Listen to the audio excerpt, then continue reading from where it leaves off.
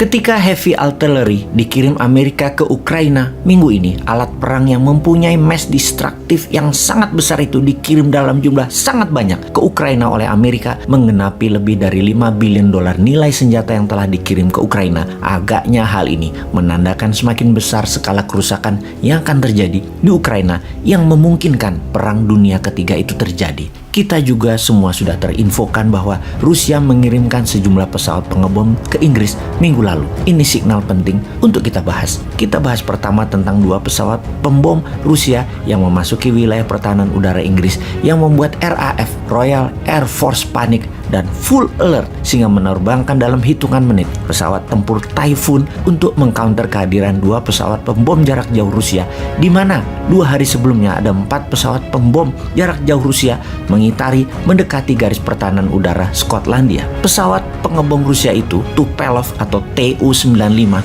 sebuah pesawat yang besar diterbangkan menggunakan 4 mesin turboprop, pesawat bomber dan platform misil Rusia buatan tahun 1952 pertama kali diluncurkan. Memang pesawat tua, namun itu strategi Putin untuk membuat wake up call ke Inggris untuk jangan macam-macam dengan Rusia. Rusia punya pesawat pembom jarak jauh lainnya yang lebih canggih, Tu-160, lebih modern, lebih canggih, tetapi menghadirkan pesawat pembom tua sudah membuat panik Inggris. 2 kali penerbangan dalam 2 hari. Yang pertama 4 pesawat pembom, yang terakhir 2 pesawat pembom Rusia yang terbang langsung ke Inggris hingga hanya berjarak 50 km dari wilayah udara Inggris sebelum balik arah lagi memutar balik ke pangkalan Rusia melalui utara Swedia dan Finlandia. Pesawat pengcounter Inggris jenis jet fighter Typhoon sebanyak 12 pesawat langsung menjaga perbatasan udara tersebut, hampir terlambat mengcounternya. Jika benar pesawat pengebom tadi terus masuk ke Skotlandia menuju London, rasanya terlambat diantisipasi.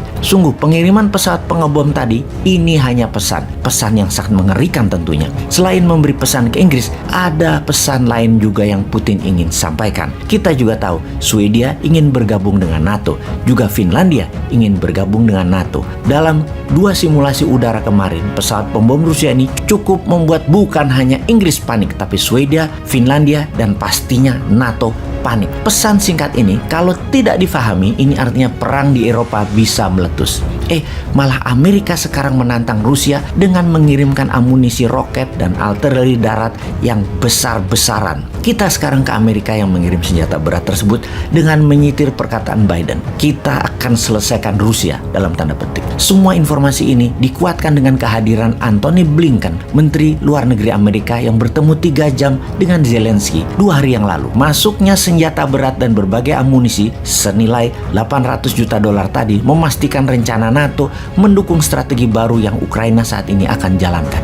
Strategi Putin yang mengepung membuat 30 juta warga Ukraina akan kelaparan dan membuat Eropa Barat akan bangkrut. Ini membahayakan dunia. Maka sebagai counternya, Ukraina yang selama ini bertahan serta menggunakan personal weapon perangnya atau senjata pribadi seperti RPG roket, sniper, pistol, senjata laras panjang lainnya, menarget hit and run tentara Rusia, terutama cadangan logistiknya, terbukti efektif hanya di awal perang. Namun ketika taktik perang diubah ke pengepungan dan pengusiran warga yang akan membuat bangkrut negara sekitar, NATO dan Ukraina akan bertindak agresif mengingat warga sekitar sudah mengungsi. Ukraina akan attack sekarang. Ukraina menyerang sekarang, terutama di wilayah Donbas dan Mariupol, selatan dan timur Ukraina. Apa yang akan Rusia lakukan terhadap akan adanya serangan balasan Ukraina tersebut? Ada beberapa hal yang dilakukan Rusia saat ini. Pertama, Rusia mengirim pasukan baru ke Belarusia dalam jumlah masif. 50 ribuan tentara mulai kembali hadir di sana. Yang ini bisa menandakan akan juga menyerang Ukraina dari sisi utara kembali. Kedua, kepungan dari timur menjurus ke Moldova dan wilayah Transnistria untuk mendorong penduduk Ukraina mengungsi keluar Ukraina ke arah barat dan utara. Ketiga, melakukan simulasi serangan udara langsung ke wilayah utara Eropa. Kemudian, Amerika mulai memobilisasi tentara di luar Amerikanya. Dengan itu semua, kita semua tahu ada 800 base pangkalan tentara Amerika di 80 negara di dunia ini. Yang terbanyak di Jerman, ada 119 pangkalan militer Amerika. Di Jepang ada 109, ada 60 di Korea Selatan, dan ada 44 di Italia. Kita juga tahu biaya untuk memaintain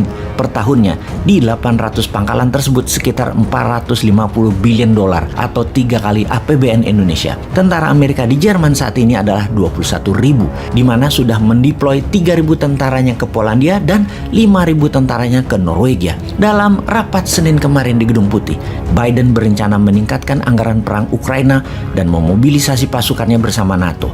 Biden akan meminta parlemen untuk disetujuinya anggaran militer tambahan sejumlah 500 billion dolar. Sebuah angka yang serius untuk kita waspadai. Lalu Indonesia bisa apa sih sebenarnya dalam hal ini?